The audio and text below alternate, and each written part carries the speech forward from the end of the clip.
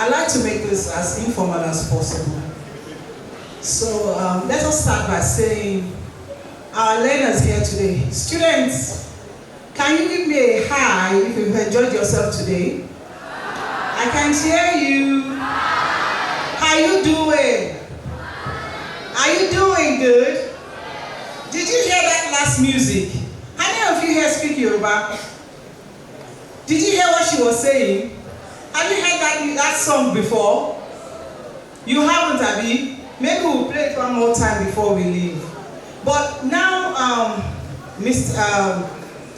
Vice Chancellor, Professor Benga Ibile Solomon, I've missed the name, Professor Benga Solomon Ibile, our DVC, Professor Musa, MS Musa is what we call him. We have our registrar here represented. We have other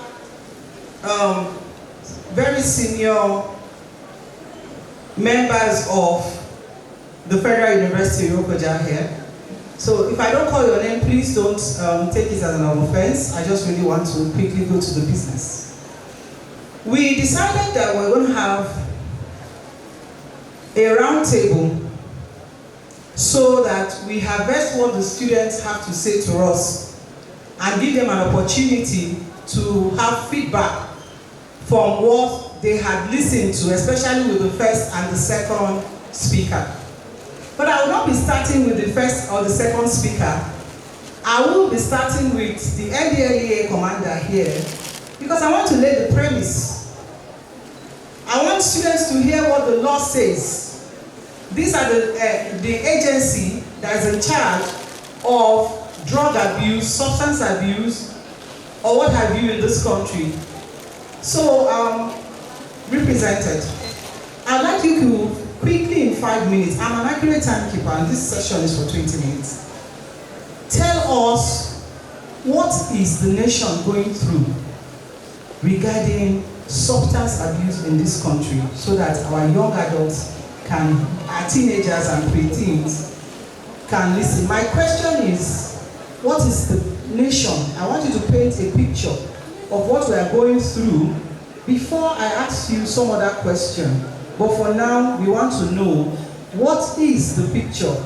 What does it look like in this country now with drug abuse?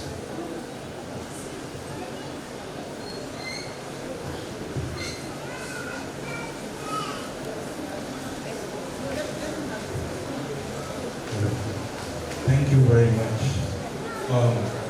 The Vice Chancellor, sir, all of that was duly observed.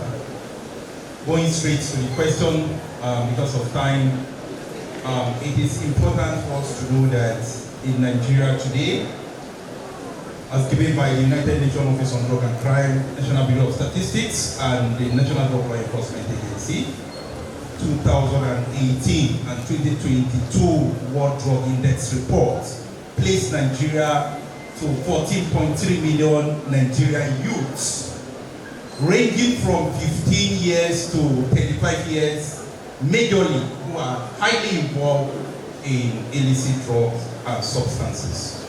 Today, how does the nation look? How does addiction or drug use portray the image of this country?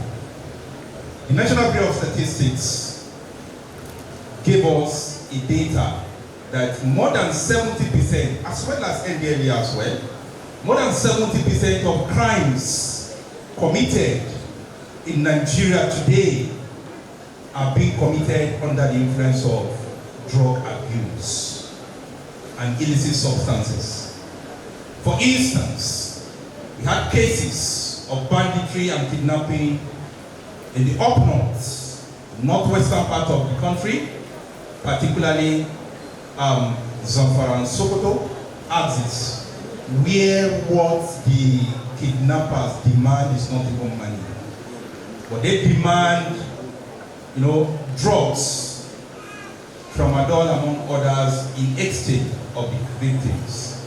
Now, our brother who gave us an instance of his lifestyle when he was into drugs, gave us a picture that there is a drug that he once abused, that if you are given a taste of that drug, it can take you 2 days without sleeping, or if it take you 2 days, you sleep.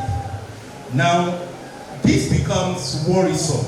Why people in the bush today kidnap people and they walk all through the bush for some days, like a day, 2 days, they will not even feel asleep themselves. I mean the kidnappers. That is because there are these drugs that once you take, it may take you like 2-3 days without sleep. And after the reverse, the consequence is after 2 or 3 days, you will also sleep for another 2 days without waking up. Now, this tells us how illicit drugs and substance abuse in Nigeria has affected our, social value, economy, and educational as well. And today, the moderator man, the federal government, the Ministry of Education, in conjunction with the National Drug Law Enforcement Agency, has come up earlier this year to have a modality of what we call drug integrity tests. And this drug integrity test, not just for people traveling outside the country, but today it is now being, approved as a compulsory modality for higher institutions where people who need to gain admission, the new intake, and the returning student need to undergo this drug test. Some institutions in the country now, like ATBU and University of Abuja, now made it compulsory. Earlier this year, a few months back, we gave a gadget to Federal University of Abuja as well, where they can use to, test any student, either returning or new intake, whom they have been found to have. It's just a measure to curtail this menace in campuses. Now, whoever becomes positive, it is not punitive. It is, we have rehabilitation center. We've had cases where some students of this school come to our rehabilitation center. Depending on the nature of the drug, you use minimum of 3 months, maximum of 6 months. Then after a while, then it can be reintegrated back into the society. Thank you very much for such enlightening, information that you have just shared with our students. I see that students are very busy with what's going on in terms of their pact. Right? Did you hear him? Now I want to speak with somebody that is from your generation. He's Gen Z too. So I want to ask him some questions.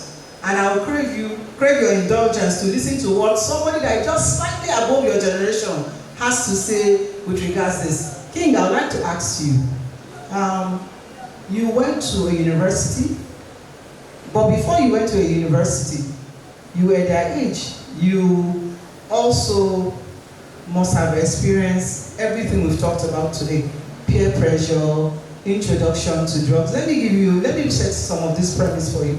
When I was in secondary school, maybe 35 years ago, I was in SS3, because my generation, some of us did the 3-3 series system. They were doing a party that I attended.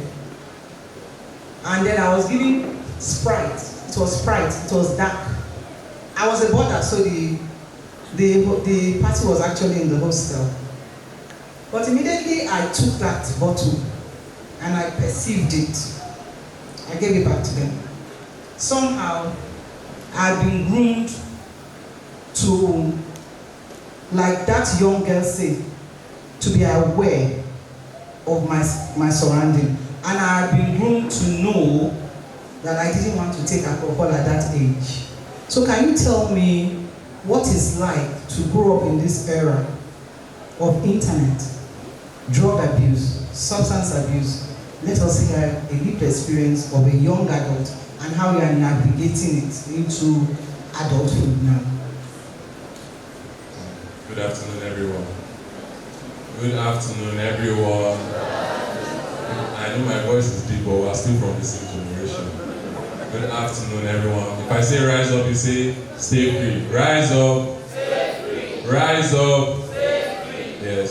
Yes. So peer pressure in this generation is very real because from this generation we are actually called, we are the digital natives. What that means is we grew up with technology, right? So we get early exposure to pop culture, we get early exposure to artists, we get early exposure to all these substances. They are pushed to us on a daily basis, right? When you're watching TV, when you're watching YouTube, whatever it is, you are seeing it every day, right? And from my own experience, in my secondary school, I didn't really get exposed to substances. But that does not mean in your own secondary school it will be a different story. But my own experience was during university, right? We always had parties, we had outings, right? My parents are here, I'm not saying some things, but we had outings. Let us now. You are here to teach them, forget. So I'll just be very honest with you, right? There are people who come to school. Some of you will not know your children are doing right, but you have to just be very honest with some of these things. When you come to school, people, they have cookies that have cannabis in it. We have alcohol. What's the name of cannabis? Please, I know your voice is very deep. Yes, so, break it down for us. Yes, so what's cookie, King? What's a cookie? Okay, cookies, normal, this thing, normal, yeah, like your baked goods, your brownies, your biscuits. So those cookies, those biscuits we eat, they cook them now with cannabis, so with Igbo. Yeah, they call it lacing. So like yes. So it's called lacing, enhanced goodies, right? So what I would say is, what about cakes? Yes, cakes. Like everything you can bake, you can add this, you can put flour, you can put the stuff inside it. But what I'll just say is that you should not get carried away with all these things. Before you came here, the address was put on the flyer. So an address helps you to know where it is that you want to go to, right? And it's the same thing with life. If you say you want to be wealthy, if you say you want to be healthy, if you say you want to be prosperous, if you say you want to be an example for people, if you say you want to provide for your family, you are saying yes to all those things. You have to say no to some things. You can't say yes to every single thing. And we will see that people who are endorsing this lifestyle, they are not the happiest. You might think, oh, they have money, they have all these things, right? But when you examine their life, they do not really have true happiness. And that's one thing that you should strive to get in your life as a young person. From my example, people who made all these cookies, the brownies, went for all these parties. Right now, some of them are really struggling. Some of them, they were sent abroad to school. They had to come back to rehabs in Abuja, right? I know personal stories, right? So you have to know what it is that you want. Saying yes to wealth, saying yes to prosperity, saying yes to career advancement means you are saying no to drugs, you are saying no to laziness, you are saying no to indiscipline, right? It's just a give or take. If you want something, you have to pay the price to get it. Thank you very much. Did you hear that? If you want something, you have to pay the price. So I'll be coming to Dr. Adekunle. I know you run a center where you are focused on youth. I'd like to ask you, what drives them? What will make somebody, and that question is also for you, Doc, you are a psychiatrist. What will make, oh yeah, a clinical psychologist. What is that thing that will make a user, an abuser, not go back? What is that thing that will make an abuser develop the resilience to say, because we know sometimes they go back. So over to you, Doc.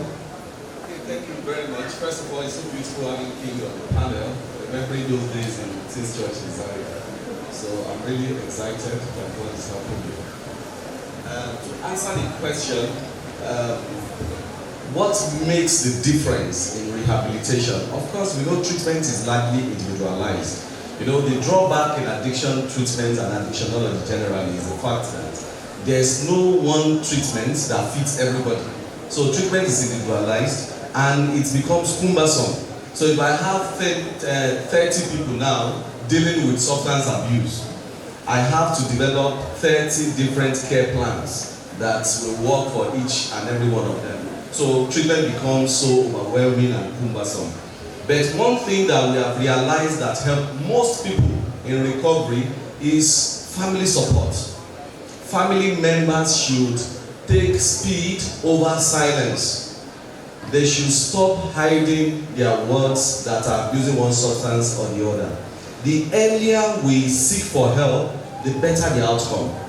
And then by the time your word is out of treatment, family support, supporting this person to reintegrate the person back into the family by our own expressed emotions and how we see these people really helps a long-term life of sobriety. So I think I've summarized my answer. Thank you. I'd like to ask another question.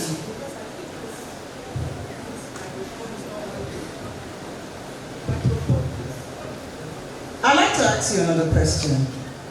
I heard you say some family support, and what came to my mind was, what's the difference between family support and family enablement?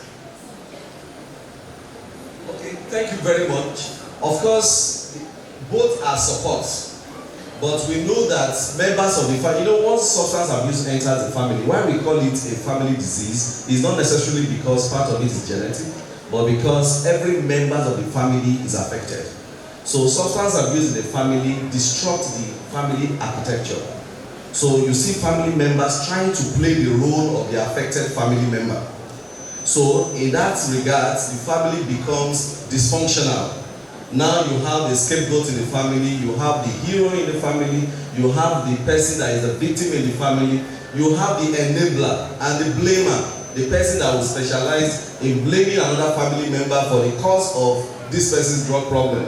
And even the guilt taker, the person that will accept the guilt, that my son became an addict because I was never around, something like that. But in family support, the family is able to heal, and then this architecture of the family comes together. Instead of the family becoming dysfunctional, hence enabling the substance abuse, family members now heal. So we have what we call family therapy.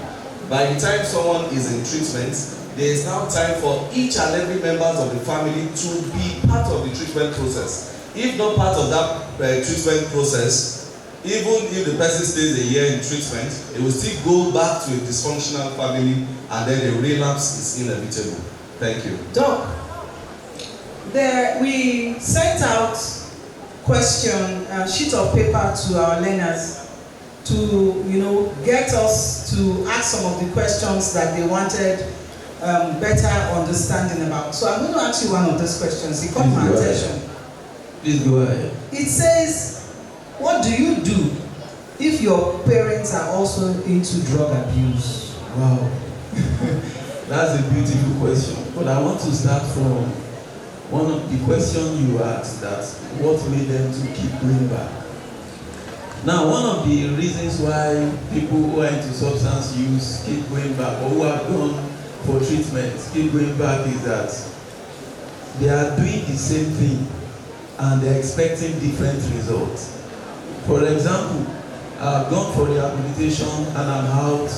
Now I can still keep my friends. That's why some of them will be saying, that means I will now become a loner if I discard this person. This person is my childhood friend. In fact, it's my cousin. Then, if that person keeps mingling with those kind of people, relapse is just inevitable. Another reason is lack of follow-up. Some people, once they are discharged, they don't go back for follow-up. And this actually makes relapse to be frequent. And more to what Dr. Mule has said. Now, going back to your question, ma'am, you said, can you repeat the question again, ma'am? What do you do when your parents are the drug abusers? Thank you very much. The question would have been, can you discard your parents? For example, now your daddy was the one who introduced you to substance. Look at what my friend said. He said, I did not go back home for the past, how many years? How many years? 5 years. Because that environment is toxic for him. Now, you can relocate. Can a teenager relocate?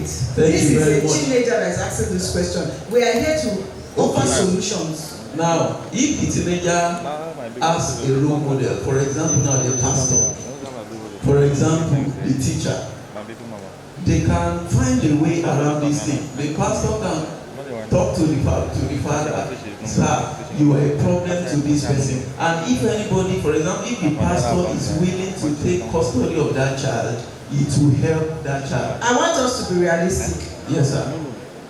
We have a question from a teenager, maybe a 13, 14-year-old, who is saying to you, what do you do when my parents are the abusers? What can we do to help that 14-year-old? Now, there's one of our patients. I'll give that question to you. Can when you are done, please, I would like yes, the doctor. There's one of our patients. His father was the one that introduced the younger brother of this guy to drug use. Do you know what he did? He was using the errors of that man to help his own life. He was using the mistakes of this man to help his own life. No, if my daddy is behaving like this, I cannot. So your own is, do not see the negativities in that man as a reason for you to start using substances. Of course, substance abuse can be inherited, because already there's a template that child has inherited from the father. Now, your own is never to make that mistake of trying what your father is doing, because this is even a direct pressure from this man. Use the negativities in this man to correct yourself, to help yourself that no, this one, I cannot toe the path of my father. Thank you very much, Doc. I would like Dr. Joel to attend that question. We must find a solution that works in our environment. All right, thank you very much. Please, I would like to stand on the existing protocol. And as a teenager's teacher, I discovered that one of the biggest challenges we have is that these teenagers that present some very challenging situations are actually produced from dysfunctional parents. When parents are having issues with themselves, parents are absent in the lives of the teenagers, parents malhandle their teenagers. Now, going back to the question, I had similar experience as a very little boy. When I get home, my father tells me to go and buy beer. You know, you start from beer to those short bottles, and then when you go out from the house, you see peer groups presenting different kind of colors of bottles and all of that. But as a very little boy, I always rejected the drinks of my father. I didn't like it. For me, it's not because I knew that drug was bad. For me, I was like, this thing is bitter. As in, it's not making sense to me. And then I was rejecting it. But now this is the answer I would like to give every teenager here. The turning point of anyone, especially teenager, is the point where you get to make a decision that I want to have a better life. I want to have a better future. And then, like what King said, you begin to know what you say yes to, and you begin to know what you say no to. Many teenagers are just floating, and then anything goes. This come, they take it, that come, they take it. Now, if you have come to that point where you make that decision, like our speaker said you should make today, when you get back home, you know that this thing my dad is doing is not good for me.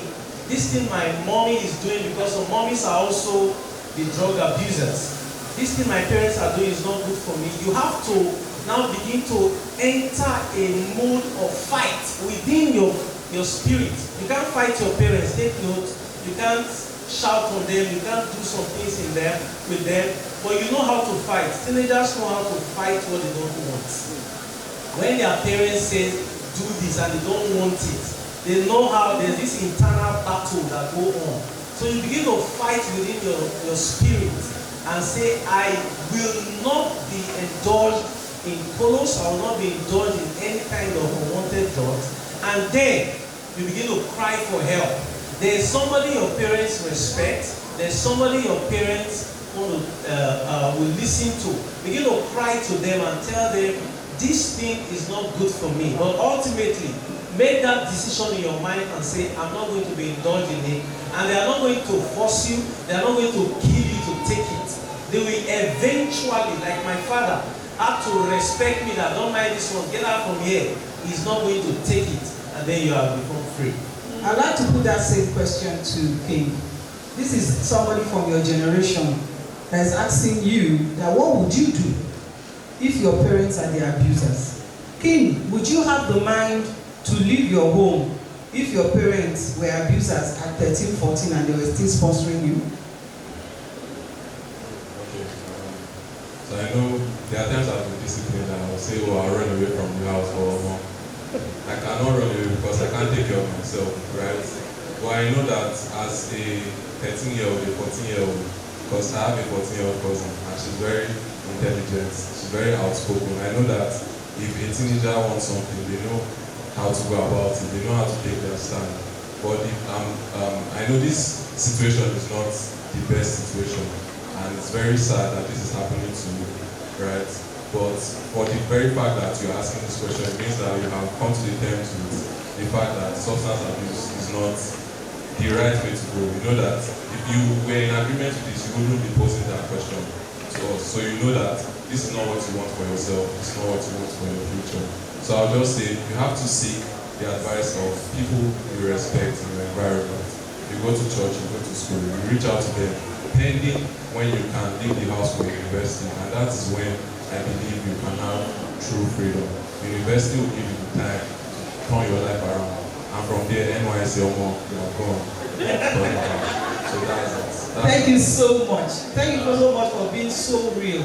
NDLEA, there's a question here for you. He said, even though we do not take drugs, can we be drug dealers to make ends meet?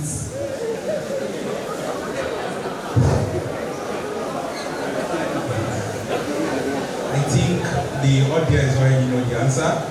That is why we are all laughing. That is the height of it all. In the NDLEA, we are not to punish the drug users, but we are to punish the drug traffickers and the drug dealers. Now, if a person is caught smoking 2-3 wraps of cannabis sativa or marijuana, although the right thing is, yes, we can make an arrest. When we make an arrest, we are not to prosecute because there is a quantity that is required in law by NDLEA before we can prosecute. So what that person needs is counseling. We have brief intervention counseling and we have long-term intervention counseling. Depending if a drug integrity test is run upon the person and we discover it is just from cannabis sativa, it's not taking heroin, opium, among others, so it may be brief intervention counseling. But in terms of trafficking, when a particular sport is discovered, either a house, a person, or a shop, or a pharmaceutical shop, for instance, is discovered to be selling tramadol. Although tramadol is a prescriptive drug, but more than the quantity, that is expected of such a shop or a person, we can make an arrest, and the law will take its course. The same thing with cannabis sativa, which is Igbo, Bibi, and so on and so forth. So prosecution will take place, and it has a very long-term consequences. So could you kindly tell our young teenager who thinks that they can use being a dealer as a justification to make ends meet? Because these are pertinent, it's what the person is thinking about. Okay, it is absolutely illegal and a crime for you to deal in drug. In fact, if you are arrested, not just you, your cars, your properties, they are all proceeds of crime, then they will be forfeited to the federal government, it will be confiscated. So it is not a good business. Although, if you go to Google now, or your Chrome, and you type, the most lucrative illicit business in the world is drug. And so that brings me to another question that somebody asked. He said, is Nigeria among the countries that deal with drug as much as America? Sorry? This is Deal with the drugs in- question. As drug dealers, as much as America, you know, this is a question that pop culture brings up. You know, they on the internet you see Colombia, Okay, drug law. Mexican, Yes. drug, Okay. and in the era of internet, in the age where young teenagers are forming the concept of self, they may want to pick up that, and that's it ties to the question that the person said, even though we are not users, can we be dealers? Another person is asking a question that, is our country high up there in terms of the drug dealing countries in this world as much as America? That's the To question. some certain extent, yes. And the reason why yes is one of the most drugs that is most commonly abused in Africa and Nigeria is cannabis sativa. Although this cannabis sativa, it has different names in different countries. You know, in Africa it's cannabis sativa, in Western Europe it's Canadian loud, in Asia it's cannabis indica, in Eastern Europe it's cannabis rudera. But now this cannabis sativa, you can hardly find the type of the species of cannabis sativa we have in Nigeria and Africa and America. So, and that is why they now move from, the business is so lucrative and people deal in it to the extent they now move from cannabis sativa to Canadian loud. And Canadian loud mostly is being shipped from US and that of Canada and other Western Europe. So it's another high addictive nature, stimulant as well, you know, more than even cannabis sativa.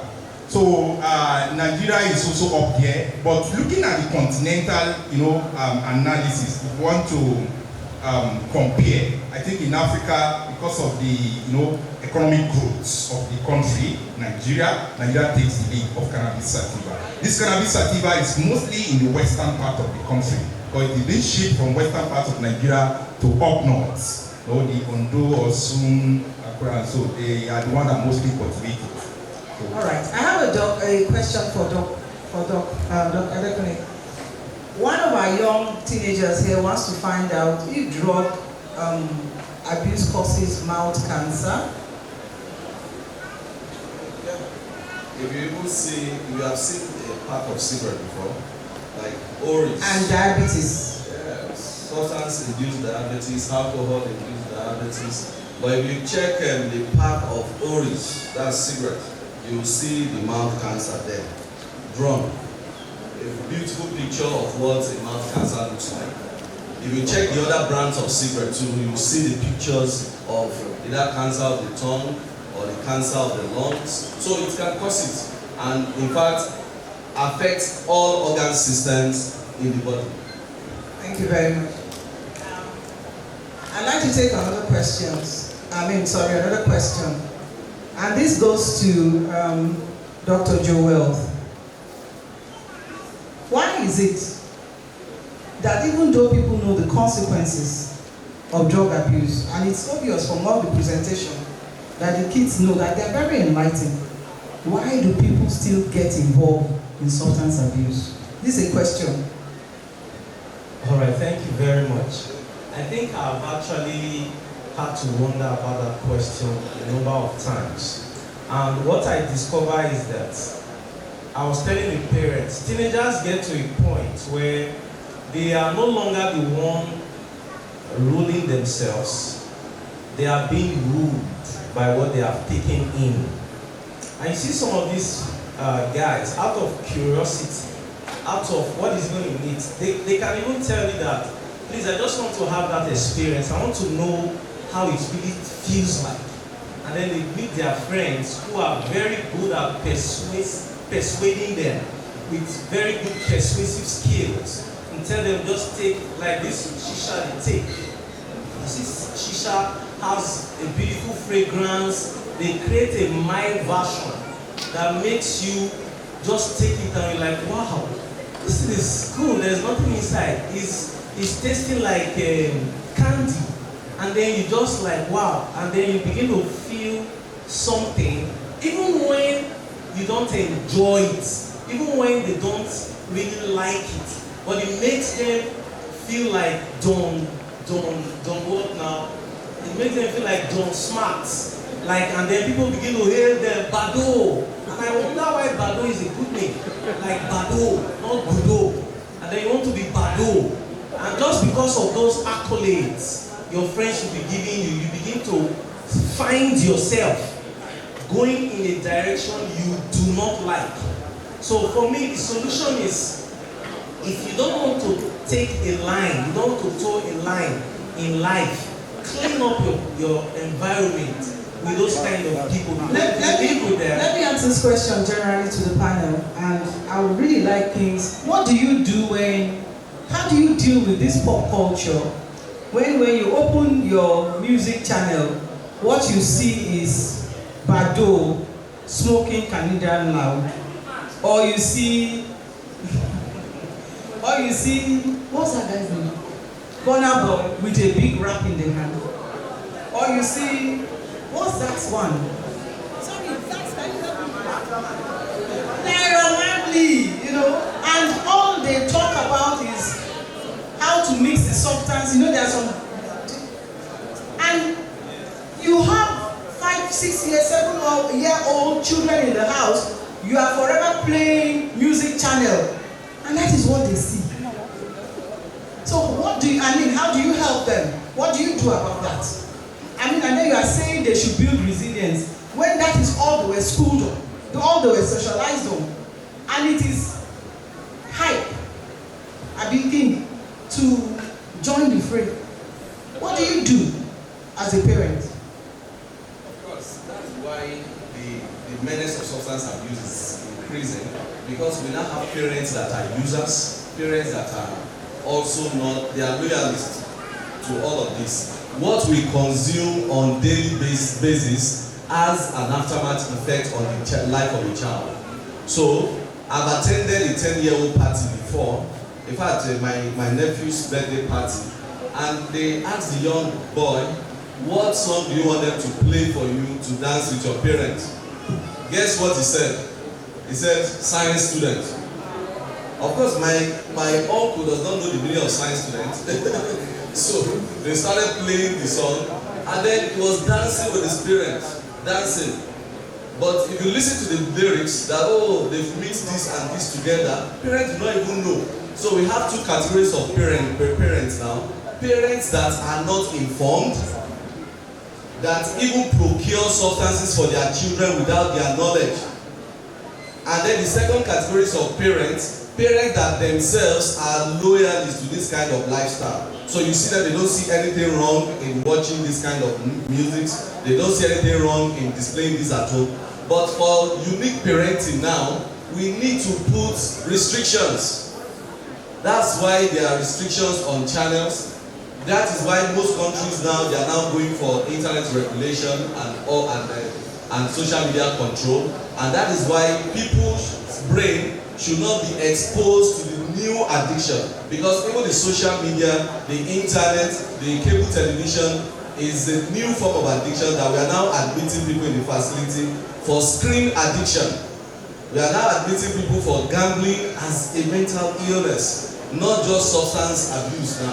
So we are having new addictions coming up every day that we might not even be able to have toxicology tests for. For instance, you cannot monitor screen addiction. There's no test you're going to do to be able to detect screen addiction. So this is for our information and we should run with it. Please, if you have the car, just put yourself in that car. Panelists, thank you. If your car is Kogi LKJ, I think it will round up, and indeed will round up very soon. But the students that we brought here are asking us questions. So we have another question, and this is going to go to the social psychologist. He said the speaker who shared life experience with us said he had somebody that paid his hospital bill. This is going to NDLA and any other person that wants to speak to you. That what if you are already a user and you do not have the money? What do you do? Where can you go? Okay. I think it's one of the roles of Stella Heart Foundation. One of the roles of So put your hands together for Stella Heart Foundation. So the contact number has been displayed on the screen. For some of us that are still experimenting or we are at the stage of using or getting addicted, shout for help. The earlier, the better. Reach out to Stella Heart Foundation. Can I ask the person who wrote this question? You know this is anonymous, but you know yourself. We are going to display Stella Heart Foundation's contact to you. Please reach out. Take down the phone number and reach out. We hear your cry. And any other person that is going through addiction and you think you do not have the money or the willpower to do it yourself, that's what Stella Heart Foundation is here for. We are here, we hear you, and we will be there for you. Pick the number on the screen. Agada, could you help me display that please, so that it's permanently there, so that if you do not want to call, you can send an SMS. Or you can send a message to the email address that will also be delivered. And we like this kind of question. It shows that there is impact already on what we are doing.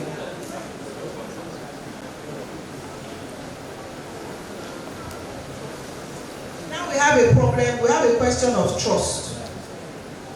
Somebody is asking, what if you have a friend and then you went to report the friend, and the parents of the friend took it against you for reporting?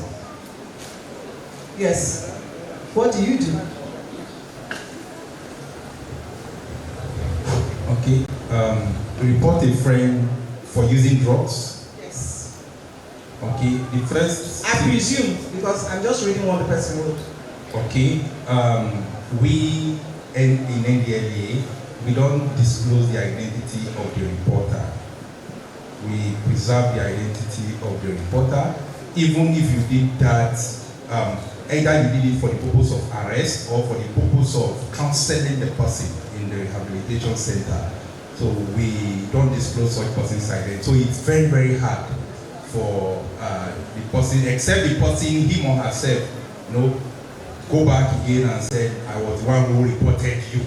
So except the person reported him or herself, there is no way we will disclose. But I presume that this is somebody that has gone to report. I don't know where the person reported, but the family of the person, of his friend that he reported, came back to say, why did you report our friend?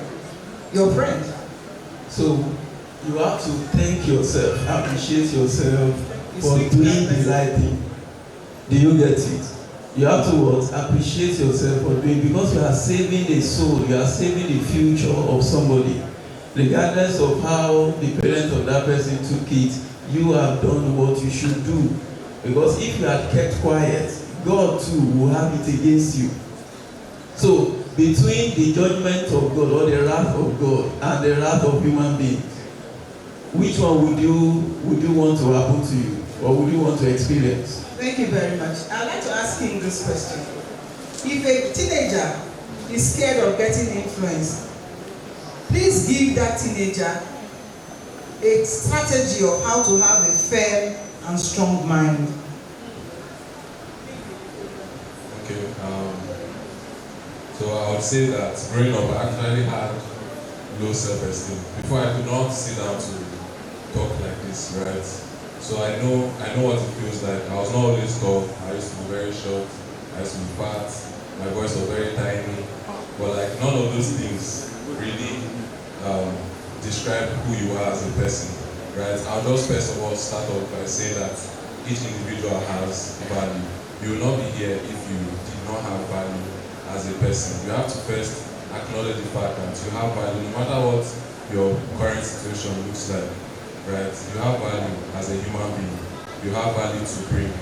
You heard the second keynote speaker. I'm sure at the point in his life, you never have imagined that he could be valuable, right? But he's standing here today. He has helped you.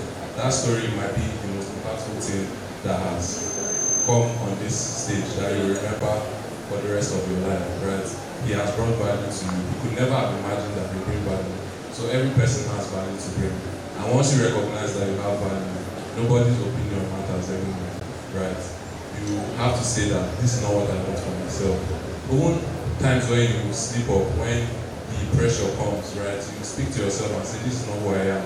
You dissociate yourself from that habit, you dissociate with yourself from that nature because it does not define you as a person. There's always a better tomorrow, there's always better choice. So did you hear that young person? King is saying that you should develop values for yourself. And that you should speak to yourself every day to say, I'm better than this. And I will not get myself to this level because I'm better than this. I have where I'm going to, and so I'm better than this. So I hope we've spoken to you to develop a strong mind, you know, even though you are being influenced. I want to ask this question. This is another question from them. I'm going through these questions and I think we have just 2 more to go, and then we'll wrap up this panel. Doctor, all you have told us about are the negative effects of drug abuse. But we know that there are positive effects of drug abuse. Sometimes cannabis is used to treat some medical conditions. Are there no positive effects of drug abuse? Okay, thank you very much. Brilliant question. But let's put our hands together for that person. Because I think that's one of the most intelligent questions here today. But you got it twisted a little bit. There is no positive effect of, you said drug abuse. So there is difference between drug use, drug misuse, drug abuse, and addiction. Difference. Do we understand now? So there's no functional drug addict. Of course, there can be functional drug users. Do you understand? So if you talk about the benefit of substance use, because some of you, your parents have been drinking alcohol since you were born, and they are directors, they are professors, they are living their lives. And we are saying alcohol is part of substances now. So were they abusing it? Maybe not. Maybe they are users. Or maybe they are social drinkers. Yeah, those are users. So by the time the use now progress, can you see now that parents, can you see that we cannot hide anything again? So for that time that your parents are using or somebody is using, you can see the person is having fun. He's just rewarding himself after a hard work. Okay, I've worked so hard. I passed my exam. The brain has a way of rewarding you. People have a way of rewarding themselves. Do we understand? That person is a user. And then the person might benefit, okay, the euphoric feeling when you are using a psychoactive substance. Why not? The highness is the feeling. Oh, people enjoy their sleep when they use it. Why not? The feeling. But by the time it progresses, which nobody knows who progresses, because there's a part of the presentation that I glossed over, that 40 to 60% of addiction are genetic. And you don't know your genetic makeup.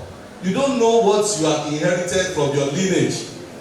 If I've inherited a gene that codes for substance abuse and addiction, for instance, it will never show expression until I have enough psychosocial reasons or factors that will make that gene to show expression. So there's difference between somebody that is misusing or that is using substance abuse, which of course the person might have some benefits, why not? But by the time the person is abusing, there's no medical benefit for abusing any substance. Finally, I have this interesting question for NDLEA, and it's actually for NDLEA and you, doctor, and any other person that wants to pick this up. Based on your research, is drug abuse better addressed as a criminal justice issue or a mental health issue? And why?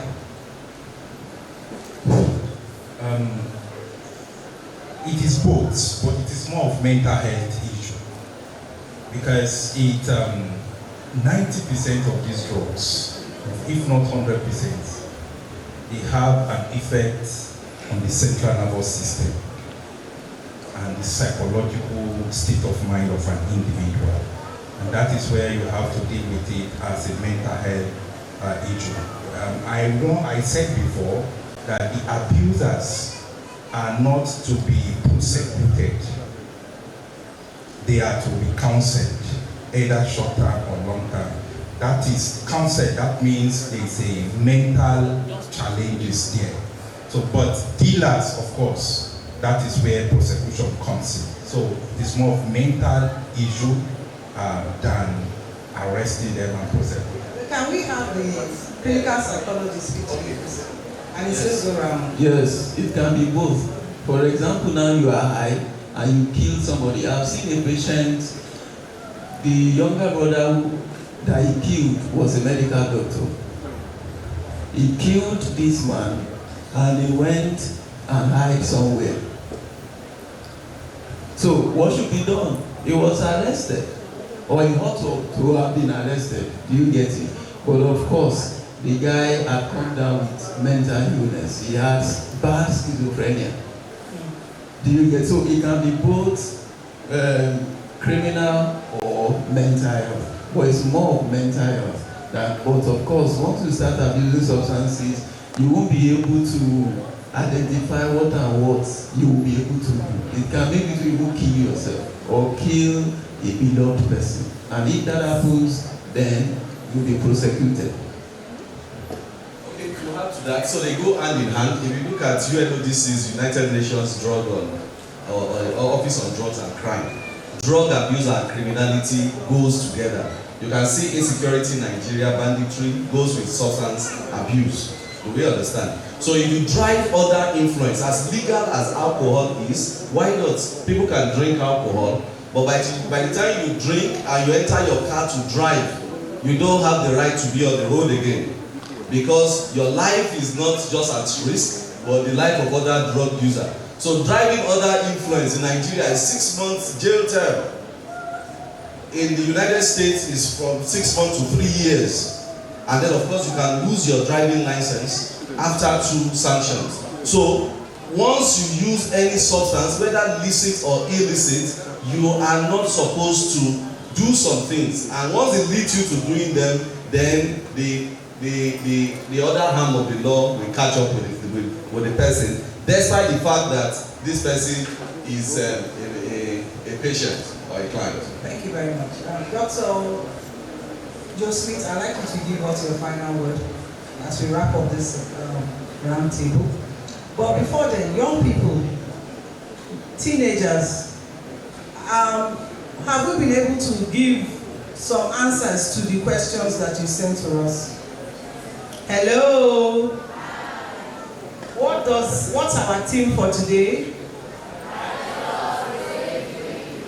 Can you say it again, please? Did you get something today? Yes. So our panelists are going to give us their final word, and with that we'll come to the end of the round table, and probably the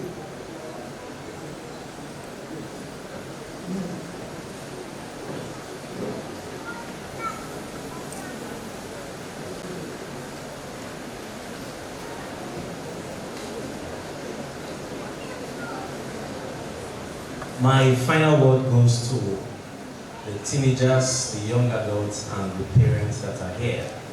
Teenagers, young adults, I want you to know that your life is so precious, and you are so loaded, and there are so much that God has deposited into you.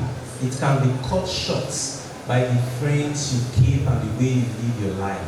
So safeguard your life with all sense of urgency and all sense of selfishness, like the other girl said. And then to the parents, I want you to know that every child that misses the way, a generation is gone.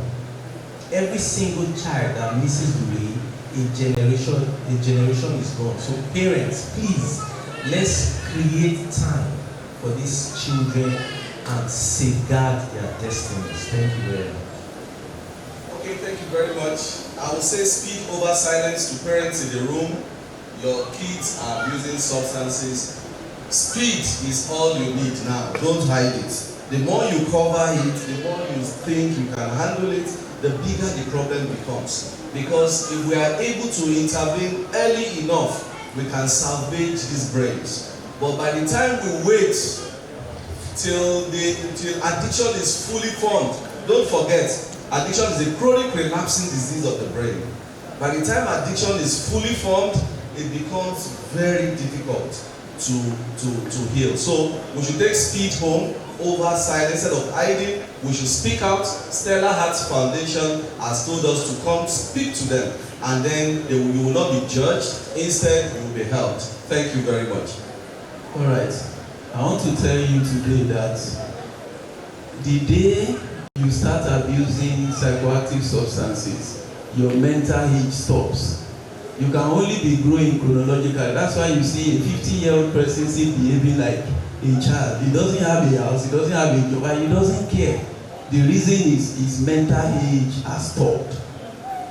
Then for parents, we should take time to listen to whatever our children are listening to. Let's sit with them. Or even though we are busy, but let's find time to watch that movie they enjoy watching, to listen to that music they enjoy listening to. That will help us a lot, so that they will not become our problems at the end of the day. Thank you. Thank you very much. My final note will be on two sides. On the part of the management, I think it is time for us to inculcate drug education in the school curriculum, so that we get to know the dangers and the consequences inherent in these drugs. The students who can learn about that. Again, on our teenagers and the youth generally, we should know that the type of names we bear will go a long way to define us. Pablo Escobar. In several streets in Nigeria today, you hear people among their peers, the youth, the teenagers, bearing Pablo. Pablo Escobar is not a Nigerian name. Pablo Escobar is a name from Colombia. In fact, the person that bear that Pablo was killed in 1993 by the Drug Enforcement Agency in the United States of America and Central Intelligence Agency. Therefore, when you hear someone called Pablo, it's already a signal that the person is a bad person. So please choose a good name for yourself. Thank you very much. Stay off drug.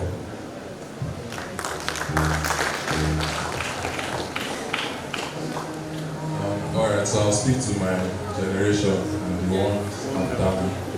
I'll just say that there was a time I always wanted to leave home because I thought that was where I would experience true freedom, right? But growing up now, I realized that true freedom is actually having boundaries, having things that guard your life, because it is what will protect you. There's a verse I like that says, like a man without self-control is a city without walls. So if you do not have self-control, anything can hit you at any time. You can fall down at any time. And just do your best, be of value, and I pray God will keep you. Thank you very much to the panel. Thank you very much to the panel.